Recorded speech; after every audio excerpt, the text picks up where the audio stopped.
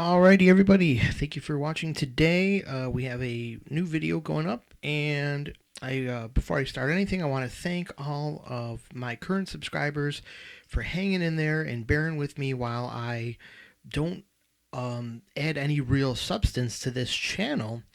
It just so happens that this weekend I got to get back home, and I am at the front of the computer just before I take off again. So forgive me again that I didn't spend any good time dedicating to making a lesson, but I only get so much time home and it's busy, busy, busy. So I did spend this time at the computer, so I guess that's what we get. So that being said, I appreciate that you guys are holding on. And what we're going to do today, like the title should reflect, that I don't know what the title is going to be yet, but it should be about Eric Johnson's new micro lesson. By the time you watch it, maybe he'll have more in this new kind of series that he's started on.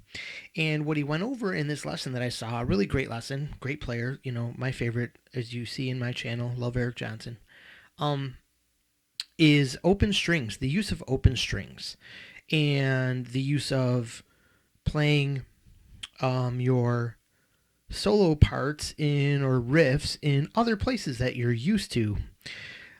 That was all in one lesson. What we're going to concentrate on here is the part where he talked about using open strings to get to a new part of the fretboard. So I don't have my other camera up in this particular lesson. As a matter of fact, I don't even have my guitar plugged in, so you can't really hear what we're talking about in case you're not familiar with the concept. But search out his micro lesson, Eric Johnson's micro lesson. It should be on YouTube. I know it's been on Facebook. And it's just before, probably it's look up something in May. If you want to look it up by the date, I'm sure he recorded it around the 10th of May, 2020. So it's about using open strings to jump around the fretboard. It'll buy you some time while your hand moves and you're playing a note, so it sounds like you fretted a note, and it makes your scale passages sound bigger than they are. They sound more impossible, like you found a larger fretboard because you started down low and you ended up way up high with one continuous flow of notes, and in a way that might not normally happen in one spot of the fretboard. And it allows you to do this because when you play the open string, you can move your hand really quick to a new position. So he showed how that works, but I know I was left, I could see what he did, but I was left wondering how exactly I could accomplish that. And I got to my guitar and wondered if it would just kind of be easy once I thought about it, but it really wasn't. And what I realized is there was some things that I needed to learn to visualize, and I still haven't, perfected it by any means. I can't even really do it, but I do see that by visualizing these open strings and where they are on the fretboard, it can guide you on where you're coming from and where you're going to, because you're not going to be able to do this unless you know exactly where to go to. Now there's an assumption here that, and this is what I thought I heard, that when he uses an open string, like for example, let's say he's running up a passage and he's going to use the open string to move to a new passage. Well, that was right where the scale part would be crossing the E. So for example, if the notes were let's just say like the key of C, so there's all whole notes, it was D, E, F. He would stop at the D, play the open E, and he would play the F in someplace new. So now that would depend, though, on you might not be using the key of C. You might be using a different key that might go D, E, F sharp. And if that were the case, you'd want to know where you'd at least want to know where the E is that you're leaving, or the E that you're going, the D that you're leaving, and the E that you're going to. So let's do that like this. This is what I did for my first visualization. First of all, we want to give each of the notes a color. So for the G, let's go for green. G for green, green for G. And for the B, we'll go for blue. B for blue, blue for B. I should have made a G there, but we just made a circle. And then there's no Y color, so we'll use the second letter, E, for yellow. Or that didn't make any sense, but there's no E color. So we went for yellow, Y-E-L-L-O. Okay, so you see why I chose the colors I did. So let's map those out on the rest of the fretboard. Well, we know that where we tune our guitar is going to have all the open strings. So, and we're not going to really use the D. The D you might get away with in certain situations, but let's keep it simple today and just do G, B, and E. E and A you're probably not going to use as an open string change. I don't think it would be very useful. So 5th fret we know is A, D, G. Do I got that right? B, and then I think it's going to be B is going to be here because the 4th fret tunes there, and then it's back to E on the 5th fret, if I'm not mistaken. Yeah. So let's write that down there. G. Can't press hard with these mechanical pencils. G, B, and E. And we'll give those a color. They stack the same. B and G. Let's just use the colors right from the get-go. Oops. I made a lowercase for some reason. I don't know. Okay, so we've got our... Now this is where you might be initially starting out on a low part here, or you might, you can do this both ways. I'm just assuming we're starting low, going high. You can reverse all this starting high and going low. Anyways, you're going to be crossing these areas, and I believe that's when your scale passage crosses one of these notes is when you can borrow an open string. So for example, if we were going up the let's say I see these notes in A minor, so that would be our root note in A. We'd have a note here, note there, there. We have the G.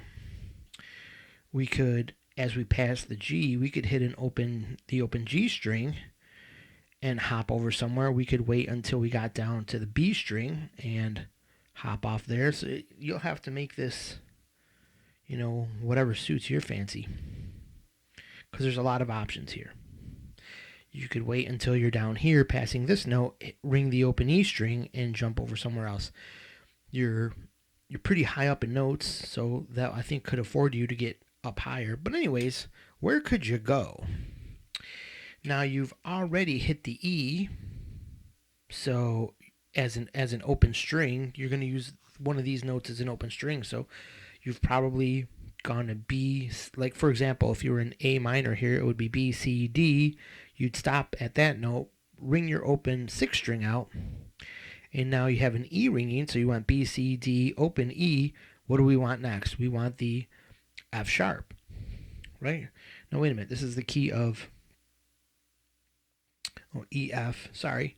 We would want the F natural, because A minor is all whole notes. So where's our next F natural? Well, we can find that out pretty easily by just simply knowing where our notes are, our open string notes. So if you were to transfer from the G, you'd be launching in right there, but you might play the next note after that one. So you might want to, for yourself, you might want to map this out, write your open strings here, because this is where these are your hot button, frets, where instead of playing that note, hit an open string. Instead of playing that B, hit the open string. Instead of playing that E, hit the open E. These would be your launch, your take off notes. So take off to the Great White North. It's a beauty way to go. So where else do we have another G? We always have an octave right down here, so we're going to write a G there. So for example then, though, you would want, if you launched off at the G, you'd want to hit the A. You'd want to start at the A of the next part of the scale. So maybe you want to think about that, practice that, or in your notes even write down the launch notes, but then write down the A, the maybe we'll do that too. So, like for example, we'll put down a A right here because that would be where you'd go in from the G string. And what else we got? B should be underneath G. So what do we have here? This is the D string, right? So it's C, D. So it's B, C, D. So what do we got for B? We got blue for B. So let's write that in blue. And it's going to be like this. B, because it's always B, C, D. Once again, we have an angle there, meaning that interval, which is a major third, by the way. Not that that makes a whole lot of difference here. So where's our E going to be from the B? Okay, well, we know that at the 3, 5, 7th fret, we have an E here, which is where we could theoretically think about starting. But we're probably going to start in right here. And that's going to be a little hard to see for you guys. Let me see if I can get a little zoom in action here. All right, Magic Zoomerino, hook us up. Zoom, zoom, zoom.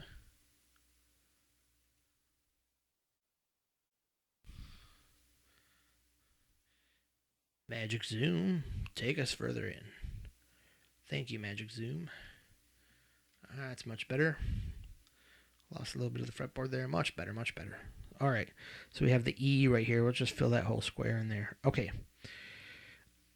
So this could be where you go.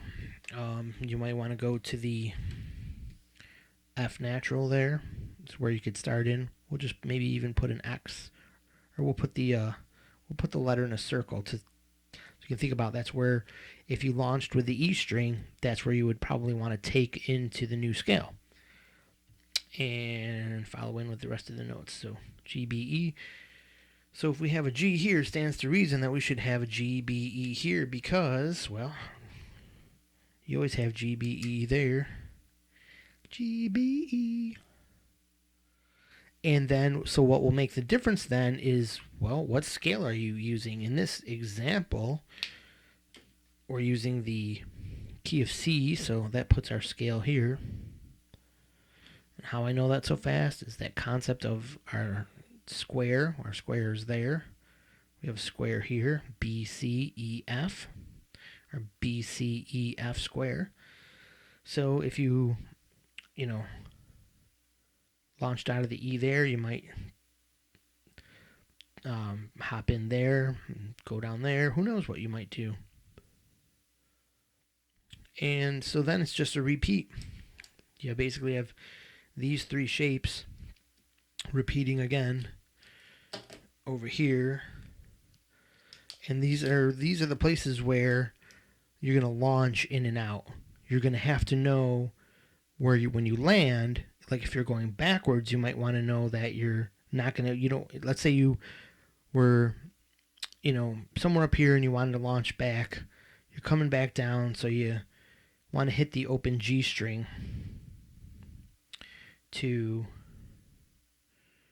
we'd be an octave higher there, so how would that work? Okay, so let's say you were coming back down and you were way down here getting to this note here. Let's make the scale a little clear here. We know we got a square right there. Square, square, square. Now you're right here on the G, which is going to be the same as the open G string. So as you come down through this pattern here and you ring, instead of hitting this note, you ring the open G string, where you're going to continue on down the pattern to continue that scale to just keep on getting lower and lower notes to sound like you just found a scale way off the fretboard here. And that would be the F note, which comes before G, obviously. So in this case, it's a whole step. So all you need to know is that with what scale you're dealing with, are you looking for a half step or a whole step? So if you know these patterns here, the simple like here's G, here E, here E, here's G. That was totally dumb. Forgive me. You would know that you'd be starting here on the F. And maybe working the scale down from there. Yeah, working the scale down from there, yeah. All right, so I'm going to leave you with that concept today. That'll be our 15-minute lesson for today. Because when it comes to open strings, that's pretty much what you got as far as your transfer points, your launch off points. You're going to launch, instead of playing that note, you're going to suddenly launch into an open string. So you would have your, this is where your open strings are on the fretboard. That's going to be handy to know to do that. Or information you're going to need to know to kind of work into those scales in a scalar fashion. Now, you don't have to work it in a scale-wise manner. I think it sounds good and sounds like makes the slickest trick out of this move, but in theory you could be playing pentatonic and you won't need the next interval in the scale. You would need the next pentatonic interval. Either that's going to be a whole step or a minor third, because we know that there are no half steps in a pentatonic scale, right? So half steps are for major and minor scales. So that being said, it's going to be about knowing your launch off points and what interval you need to be in a stepwise motion, or just go anywhere. I don't think it's going to totally matter, and that'll be for you to experiment with. So just a little kind of a expanding on what I heard Eric Johnson say and what I've done to know it myself, not to try to be a know-it-all or to say Eric was incomplete or anything like that. This is just what I did to try to incorporate what I learned from what he said. All right. I want to thank you for watching again. Thank you for participating in this channel and telling your friends and liking and subscribing and hitting the notifications and all that stuff. I really appreciate that. So have a great day. Let me know what you thought about this lesson and we'll go from there. Thank you, everybody. Have a good day.